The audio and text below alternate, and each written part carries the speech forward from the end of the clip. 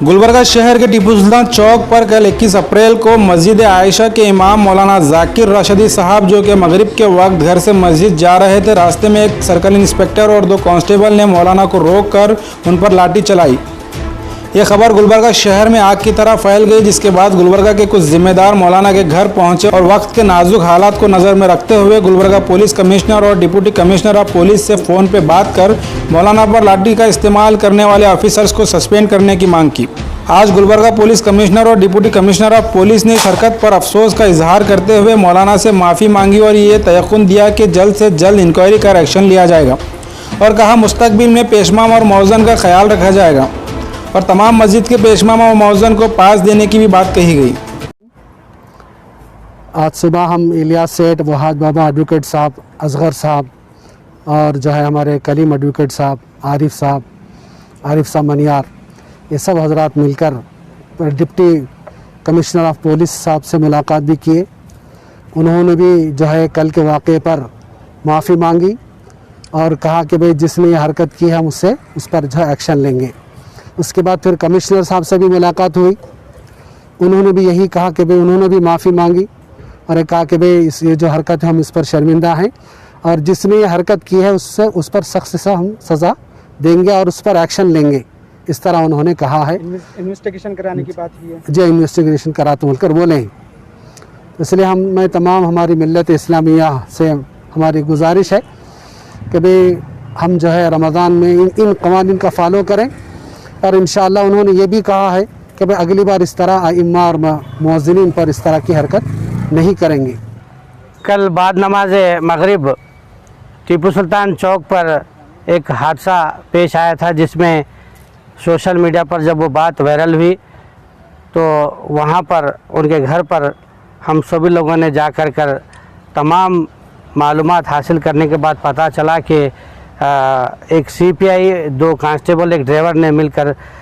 मौलाना के साथ जो हरकत की है उसको देखते हुए फ़ौरन कमिश्नर ऑफ पुलिस और डिप्टी कमिश्नर ऑफ पुलिस को जब फ़ोन पर बात हुई तो उन्होंने फ़ौरन सर्कल इंस्पेक्टर हीर अहमद को वहाँ पर भेजा मौलाना के घर पर और तमाम हालात से वाकिफ़ होने के बाद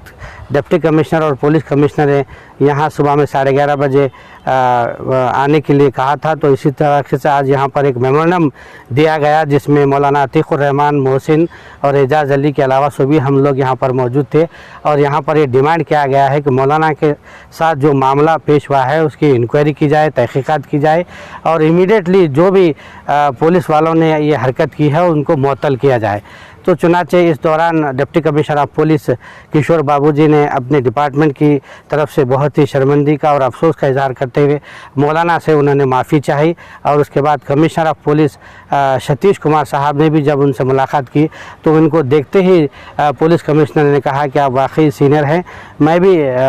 बहुत शर्मिंदा हूं और अफसोस का इजहार करता हूं और फ़ौरन उनकी तमाम डिपार्टमेंट की तरफ से मैं माफ़ी चाहता हूं और इमीडिएटली एक इंक्वायरी कायम कर जो भी एक्शन लेना होगा वो एक्शन लेंगे, ये उन्होंने तयख़ुन दिया है। तो मैं तुमसे गुजारिश करता हूं कि अब पासेज भी दिए जा रहे हैं, यहाँ हमारे पर इलियास सेठ भी मौजूद हैं, तमाम मस्जिद का इमाम मुअज्जिन को पासेज दिए जा रहे हैं, वो पासेज अपने गले में डालें और गैर ज़रूरी रोडों पर ना फिरें और लॉकडाउन की सख्ती के साथ पाबंदी करें। सर, ऐसा नहीं लगता कि पुलिस जो है लॉकडाउन के नाम पर कुछ दूसरा ही काम कर रही है, खासकर माइनॉरिटी डोमिनेटेड एरियाज़ में? नहीं, देखिए ये तो हर जगह एक 2-4 हर जगह हर समाज में 1-2 लोग ऐसे रहते हैं जिसकी वजह से तमाम मामला ख़राब होता है। जैसे एक पानी पूरे तालाब को गंदा,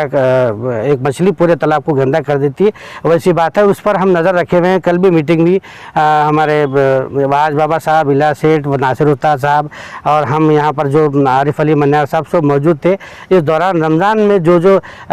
चीज़ों का जायज़ा लेना है, मुस्तकबिल में ऐसी जो हादसा पेश ना आए उस दौरान तफसीली बातचीत हुई है। आज भी कमिश्नर ऑफ पुलिस से बात हुई है, फिर शाम में 6 बजे भी उन्होंने कहा है कि हम फिर डिप्टी कमिश्नर के साथ बात करेंगे। मुसलसिल हम लोग लगे हुए हैं कि रमज़ान पुरअमन तरीके से गुजरे और लोगों को कोई तकलीफ़ इसमें पेश ना आए।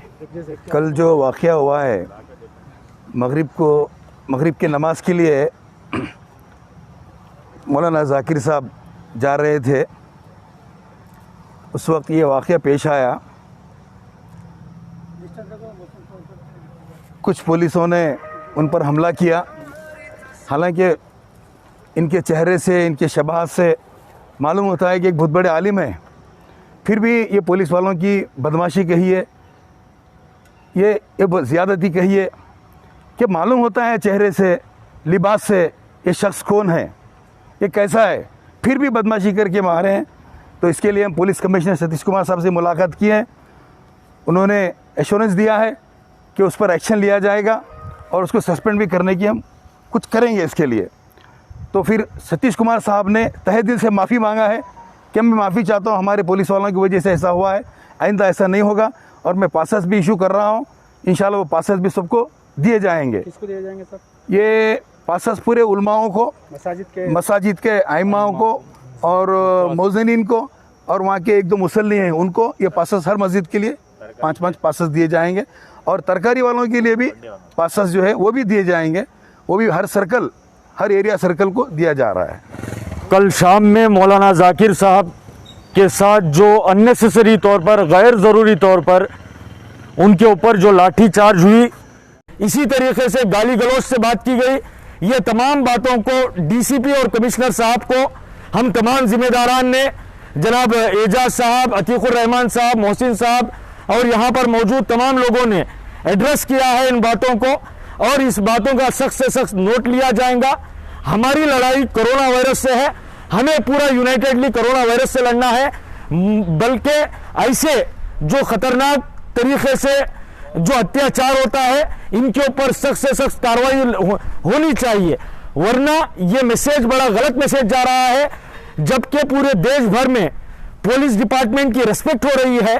पुलिस डिपार्टमेंट का अप्रिसिएशन हो रहा है, हर लोग ये कह रहे हैं, पब्लिक में रिस्पेक्ट बढ़ रही है, इन्हें कोरोना वॉरियर माना जा रहा है।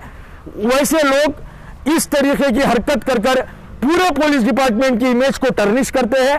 पूरा पुलिस डिपार्टमेंट को बदनाम करते हैं। ऐसे लोगों को आइडेंटिफाई कर कर उन्हें पनिश करना है, ताकि जो डिपार्टमेंट का, पुलिस डिपार्टमेंट का एक मैसेज गया है देश भर में, उसे मेंटेन रखा जा सके। तो लिहाजा हमारी पूरी डिमांड है, और अपॉलॉजी किया है पुलिस डिपार्टमेंट ने, उसके लिए भी हम अप्रिशिएट करते हैं, क्योंकि और इस बात का भी एश्योर कराया है कि ऐसे मामलात अननेसेसरी तौर पर, ऐसे मामलात हरगिज गुलबर्गा में नहीं होंगे, क्योंकि गुलबर्गा पीसफुल सिटी है, अमन और अमान का सिटी है, इसे इसी तरीके से बरकरार रखा जाए। यहाँ पर